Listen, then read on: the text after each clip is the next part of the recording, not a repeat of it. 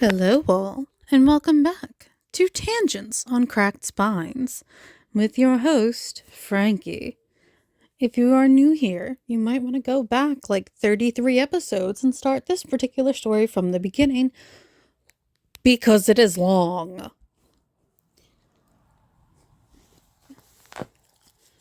And if you're new, what do I do here? I read books that are in the public domain, generally of the gothic horror genre, and let my ADHD go off on tangents about what I'm reading. Some days are better than others. This week you're getting a bunch of uploads all at once because I recorded them, but I was so busy that I forgot to upload them. And that includes like I hit a deer and things like that. So life has been chaos. And I'm hoping to finish Dracula today. Anyways, as always, listener discretion is advised because just because something is in the public domain does not mean that it isn't raunchy, that it isn't violent, and that it isn't, PC. Dracula is all of the above. So we'll see how that goes. If I do finish, and even if I don't, I'm very close. Please, in the comments, drop what you would like me to read next and any suggestions you might have for the Christmas special, and if you want me to do a Thanksgiving special, an American Thanksgiving special.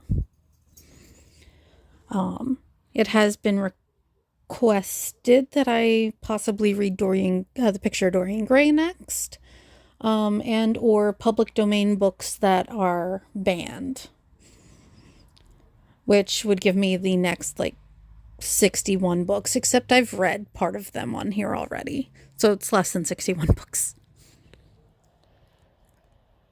With all of that being said, what happened in the last chapter?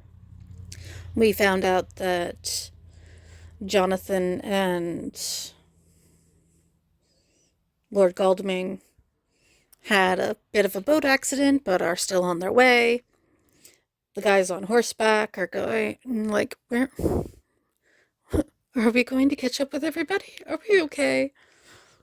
And the Van Helsing and Mina are almost to the castle, but Van Helsing is very worried about Mina's state.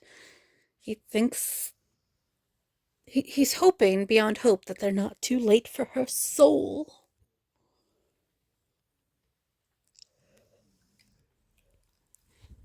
Let's find out if he's right. Dr. Van Helsing's Memorandum.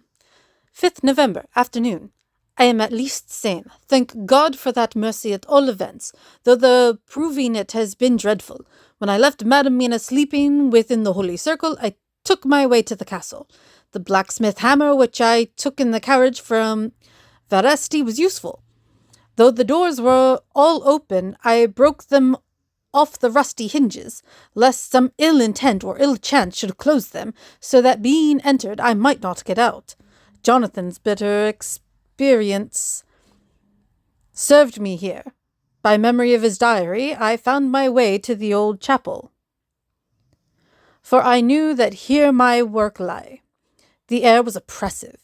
It seemed as if there was some sulphurous fume, which at times made me dizzy. Sorry about that. The puppy is in my lap because it keeps her quiet. But, her flatulence is lethal. Whew.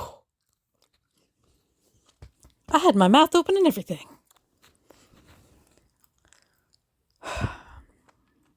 Either there was a roaring in my ears, or I heard afar off the howl of wolves. Then I bethought of my dear Madam Mina, and I was in terrible plight. The dilemma had me between his horns. Her I had not dared to take into this place, but left safe from the vampire in that holy circle, and yet even there would be the wolf. I resolved me that my work lay here, and that as to the wolves we must submit if it were God's will. At any rate, it was only death and freedom beyond. So did I choose for her. Had it but been for myself, the choice had been easy. The maw of the wolf were better to rest in than the grave of the vampire. So I make my choice to go on with my work. I knew that there were at least 3 graves to find. Graves that are in habit, so I search, and I find one of them. She lay in her vampire sleep, so full of life and voluptuous beauty that I shudder as though I have come to do murder. I doubt not that in old time, when such things were, many a man who set forth to do such a task as mine found at the last his heart fail him, and then his nerve. So he delay, till the mere beauty and the fascination of the wanton undead have hypnotized him, and he remain on, till sunset come, and then the vampire sleep be over. Then the beautiful eyes of the fair woman open and look love, and the voluptuous mouth present to a kiss, and man is weak. And there remain one more victim in the vampire fold, one more to swell the grim and grisly ranks of the undead. There is some fascination, surely, when I am moved by the mere presence of such a one, even lying as she lay in a tomb fretted with age and heavy with the dust of centuries. Though there be that horrid odour such as the lairs of the Count have had. Yes, I was moved. I, Van Helsing, with all my purpose and with my motive for hate, I was moved to a yearning for the delay which seemed to paralyze my faculties and to clog my very soul. It may have been that the need of natural sleep and the strange oppression of the air were beginning to overcome me. Certain it was that I was lapsing into sleep. The open-eyed sleep of one who yields to a sweet fascination, when there come through the snow-stilled air a long, low wail, so full of woe and pity that it woke me like the sound of a clarion. For it was the voice of my dear Madam Mina that I heard. Then I braced myself again to my horrid task, and found by wrenching away tomb-tops, one other of the sisters, the other dark one. I dared not pause to look on her as I had on her sister, lest once more I should begin to be in thrall. But I go on searching until, presently, I find in a high great tomb, as if made to one much beloved, that other fair sister which, like Jonathan, I had seen to gather herself out of the atoms of the mist. She was so fair to look on, so radiantly beautiful, so exquisitely voluptuous, that the very instinct of man in me, which calls some of my sex to love and to protect one of hers, made my head whirl with new emotion. But God be thanked, that soul wail of my dear Madam Mina had not died out of my ears, and before the spell could be wrought further upon me, I had nerved myself to my wild work. By this time I had searched all the tombs in the chapel, so far as I could tell, and as there had been only 3 of these undead phantoms around us in the night, I took it that there were no more of active undead existent. There was one tomb more lordly than all the rest. Huge it was, and nobly proportioned. On it was but one word, Dracula. This then was the undead home of the king vampire, to whom so many more were due. Its emptiness spoke eloquent to make certain what I knew. Before I began to restore these women to their dead selves through my awful work, I laid in Dracula's tomb some of the wafer, and so banished him from it, undead forever. Then began my terrible task, and I dreaded it. Had it been but one, it had been easy, comparative, but 3. To begin twice more after I had been through a deed of horror. For if it was terrible with the sweet Miss Lucy, what would it not be with these strange ones who had survived through centuries, and who had been strengthened by the passing of the years, who would, if they could, have fought for their foul lives? Oh, my friend Jonathan, but it was butcher work. I had not been nerved by thoughts of other dead, and of the living over whom hung such a pall of fear. I could not have gone on. I tremble and tremble even yet, though till all was over, God be thanked, my nerve did stand. Had I not seen the repose in the first place, and the gladness that stole over it just ere the final dissolution came, as realization that the soul had been won. I could not have gone further with my butchery. I could not have endured the horrid screeching as the stake drove home, the plunging of writhing form, and lips of bloody foam. I should have fled in terror and left my work undone. But it is over, and the poor souls, I can pity them now and weep, as I think of them placid, each in her full sleep of death, for a short moment ere fading. For, friend John, hardly had my knife severed the head of each, before the whole body began to melt away and crumble into its native dust, as though the death should have come centuries agone, had at last assert himself, and say at once and loud, I am here. Before I left the castle, I so fixed its entrances that never more can the Count enter there undead. When I stepped into the circle where Madam Mina slept, she woke from her sleep, and, seeing me, cried out in pain that I had endured too much. Come, she said, come away from this awful place. Let us go to meet my husband, who is, I know, coming towards us.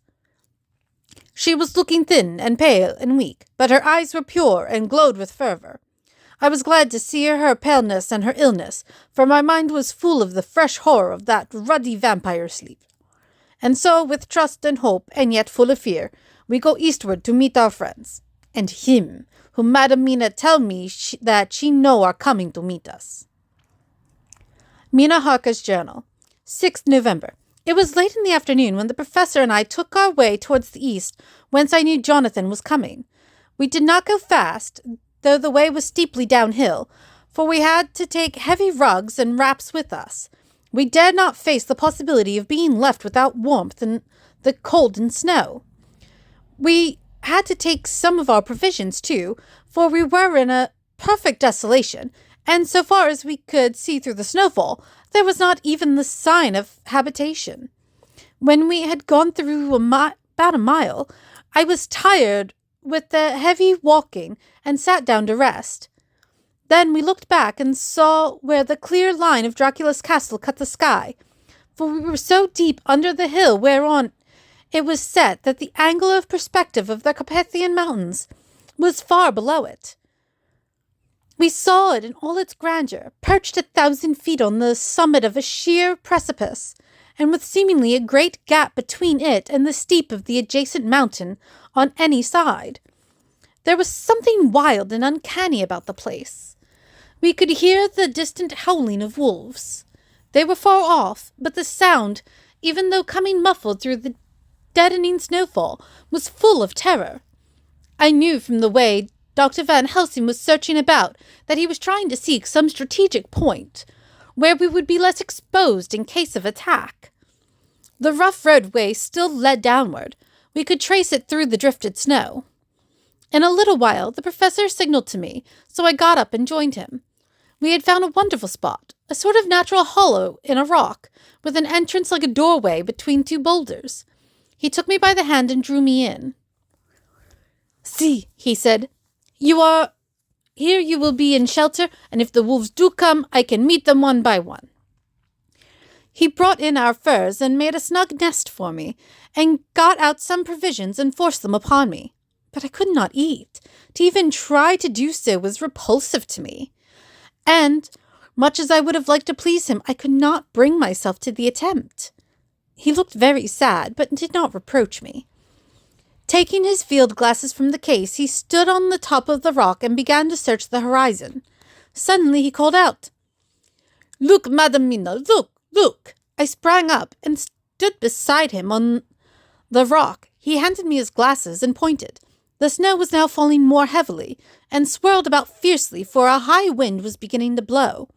However, there were times when there were pauses between the snow flurries, and I could see a long way round. From the height where we were, it was possible to see a great distance, and far off, beyond the white waste of snow, I could see the river lying like a black ribbon in kinks and curls as it wound its way. Straight in front of us and not far off, in fact, so near that I wondered we had not noticed before, came a group of mounted men hurrying along. In the midst of them was a cart, a long lighter wagon, which swept from side to side like a dog's tail wagging, with each stern inequality of the road. Outlined against the snow as they were, I could see from the men's clothes that they were peasants or gypsies of some kind. Again, I apologize for using that word. I recognize that it is a slur nowadays.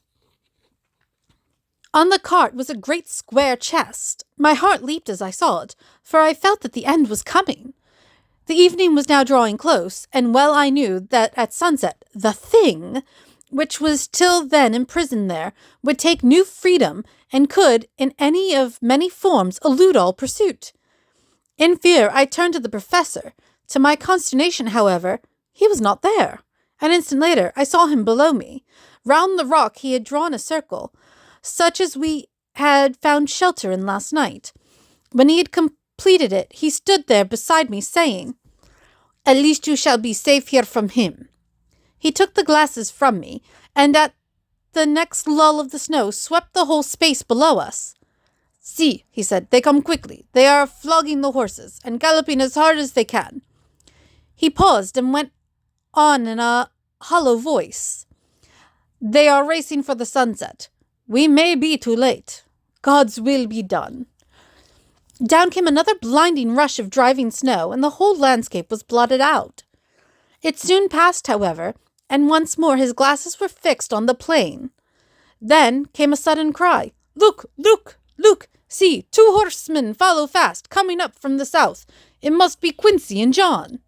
Take the glass. Look before the snow blots it all out." I took it and looked. The 2 men might be Dr. Seward and Mr. Morris. I knew at all events that neither of them was Jonathan. At the same time, I knew that Jonathan was not far off. Looking around, I saw on the north side of the coming party 2 other men, riding at breakneck speed. One of them I knew was Jonathan, and the other I took to, of course, to be Lord Godalming. They too were pursuing the party with the cart. When I told the professor, he shouted in glee like a schoolboy, and after looking intently till a snowfall made sight impossible, he laid his Winchester rifle ready to use against the boulder at the opening of our shelter. "They are all converging," he said. "When the time comes, we shall have gypsies on all sides." I got out my revolver ready to hand, for whilst we were speaking, the howling of wolves came louder and closer. When the snowstorm abated a moment, we looked again. It was strange to see the snow falling in such heavy flakes close to us, and beyond, the sun shining more and more brightly as it sank down towards the far mountain tops. Sweeping the glass all around us, I could see here and there dots moving singly and in 2s and 3s and larger numbers. The wolves were gathering for their prey. Every instant seemed an age whilst we waited. The wind came now in fierce bursts, and the snow was driven with fury as it swept upon us in circling eddies. At times we could not see an arm's length before us, but at others, as the hollow-sounding wind swept by us, it seemed to clear the airspace around us so that we could see far off. We had of late been so accustomed to watch for sunrise and sunset that we knew with fair accuracy when it would be, and we knew that before long the sun would set. It was hard to believe that by our watches it was less than an hour that we waited in the rocky shelter before the various bodies began to converge close upon us. The wind now, with fiercer and more bitter sweeps, and more steadily from the north, it seemingly had driven the snow clouds from us. For only occasional bursts, the snow fell. We could distinguish clearly the individuals of each party, the pursued and the pursuers. Strangely enough, those pursued did not seem to realize, or at least to care, that they were pursued. They seemed, however, to hasten with redoubled speed as the sun dropped lower and lower on the mountain tops. Closer and closer they drew. The professor and I crouched down behind our rock and held our weapons ready. I could see that he was determined that they should not pass. One and all were quite unaware of our presence. All at once 2 voices shouted out to halt. One was my Jonathan's, raised in a high key of passion. The other, Mr. Morris's strong, resolute tone of quiet command. The gypsies may not have known the language, but there was no mistaking the tone, in whatever tongue the words were spoken. Instinctively they reined in, and at that instant Lord Godalming and Jonathan dashed up at one side and Dr. Seward and Mr. Morris on the other. The leader of the gypsies, a splendid-looking fellow who sat his horse like a centaur. Interesting depiction. Waved them back, and in a fierce voice gave to his companions some word to proceed. They lashed the horses, which sprang forward, but the four men raised their Winchester rifles, and in an unmistakable way commanded them to stop. At the same moment, Dr. Van Helsing and I rose behind the rock and pointed our weapons at them. Seeing that they were surrounded, the men tightened their reins and drew up. The leader turned to them and gave a word at which every man of the gypsy party drew what weapon he carried, knife or pistol, and held himself in readiness to attack. Issue was joined in an instant. The leader, with a quick movement of his rein, threw his horse out in front. Yeah, sorry, because I'm nerdy, my brain immediately went, roll initiative! And pointing first to the sun, now close down on the hilltops, and then to the castle, said something which I did not understand. For answer, all four men of our party threw themselves from their horses and dashed towards the cart. I should have felt terrible fear at seeing Jonathan in such danger. But that the ardor of battle must have been upon me as well as the rest of them, I felt no fear, but only a wild, surging desire to do something. Seeing the quick movement of our parties, the leader of the gypsies gave a command. His men instantly formed round the cart in a sort of undisciplined endeavor, each one shouldering and pushing the other in his eagerness to carry out the order. In the midst of this, I could see that Jonathan on one side of the ring of men and Quincy on the other were forcing a way to the cart. It was evident that they were bent on finishing their task before the sun should set. Nothing seemed to stop or even to hinder them. Neither the leveled weapons, nor the flashing knives of the gypsies in front, nor the howling of the wolves behind, appeared to even attract their attention. Jonathan's impetuosity and the manifest singleness of his purpose seemed to overawe those in front of him. Instinctively they cowered aside and let him pass. In an instant he had jumped upon the cart and, with strength which seemed incredible, raised the great box and flung it over the wheel to the ground. In the meantime, Mr. Morris had to use force to pass through his side of the ring of Skinsey. All the time I had been breathlessly watching Jonathan. I had, with the tail of my eye, seen him pressing desperately forward, and had seen the knives of the gypsies flash as he won a way through them, and they caught at him. He had parried with his great bowie knife, and at first I thought that he too had come through in safety. But as he sprang beside Jonathan, who had by now jumped from the cart, I could see that with his left hand he was clutching at his side, and that the blood was spurting through his fingers. He did not delay, notwithstanding this, for as Jonathan with desperate energy attacked one end of the chest, attempting to prise off the lid with his great kukri knife, he attacked the other frantically with his bowie. Under the efforts of both men, the lid began to yield. The nails drew with a quick screeching sound, and the top of the box was thrown back. By this time, the gypsies, seeing themselves covered by the Winchesters, and at the mercy of Lord Godalming and Dr. Seward, had given in and made no resistance. The sun was almost down on the mountain tops, and the shadows of the whole group fell long upon the snow. I saw the Count lying within the box upon the earth, some of which the rude falling from the cart had scattered over him. He was deathly pale, just like a waxen image, and the red eyes glared with the horrible vindictive look which I knew too well. As I looked, the eyes saw the sinking sun, and the look of hate in them turned to triumph. But on the instant came the sweep and flash of Jonathan's great knife. I shrieked as I saw it shear through the throat, whilst at the same moment Mr. Morris's bowie knife plunged into the heart. It was like a miracle, but before our very eyes, and almost in the drawing of a breath, the whole body crumbled into dust and passed from our sight. I shall be glad as long as I live that even in that moment of final dissolution, There was in the face a look of peace, such as I never could have imagined might have rested there. The castle of Dracula now stood out against the red sky, and every stone of its broken battlements was articulated against the light of the setting sun.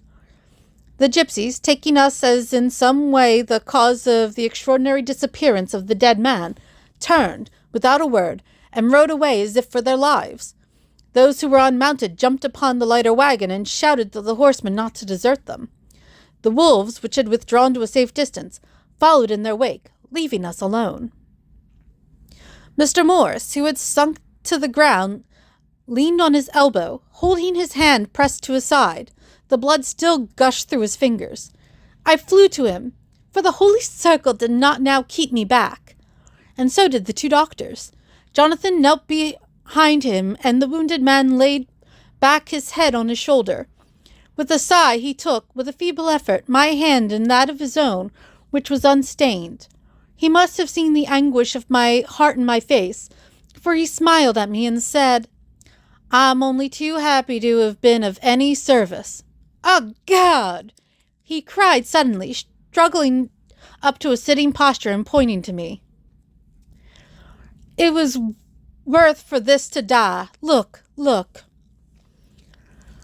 The sun was now right upon the mountain top, and the red gleams fell upon my face, so that it was bathed in rosy light.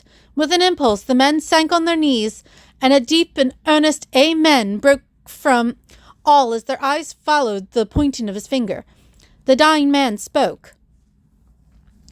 "Now God be thanked that all has not been in vain. See, the snow was not more stainless than her forehead. The curse has passed away." And to our bitter grief, with a smile and in silence, he died, a gallant gentleman. Note: 7 years ago, we all went through the flames. Hey, I am not finished.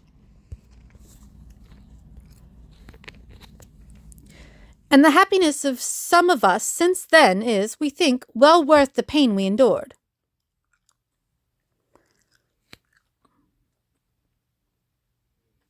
Oh, sorry, apparently this is Jonathan speaking. It is an added joy to Mina and to me that our boy's birthday is the same day as that on which Quincy Morris died. His mother holds, I know, the secret belief that some of our brave friend's spirit has passed into him.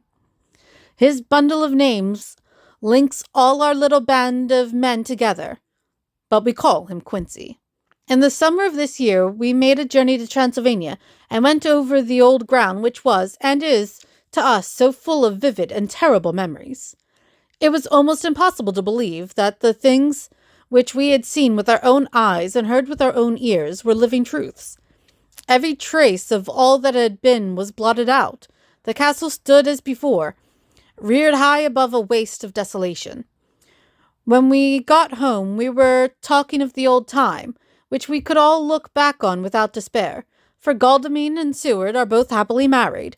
I took the papers from the safe where they had been ever since our return so long ago.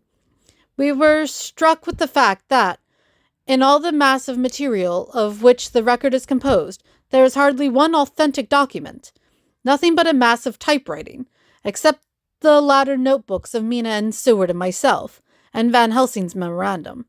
We could hardly ask anyone, even did we wish to accept these as proofs of so wild a story. Van Helsing summed it all up as he said with our boy on his knee. "We want no proofs. We ask none to believe us. This boy will some day know what a brave and gallant woman his mother is. Already he knows her sweetness and loving care. Later on he will understand how some men loved her that they did dare much for her sake." Jonathan Harker. The end. Only took me a year or two. Thank you all for listening and putting up with me. This has been a fight to finish, but I'm glad I did. And again, please comment below what you would like me to read next. So far, The picture of Dorian Gray is the front runner. As always, for podcasting, like, share, subscribe, all that happy jazz. Comment. That way other people can find my insanity. With that, next time I talk to y'all, we will be starting a new book. Wah. Ta-ta.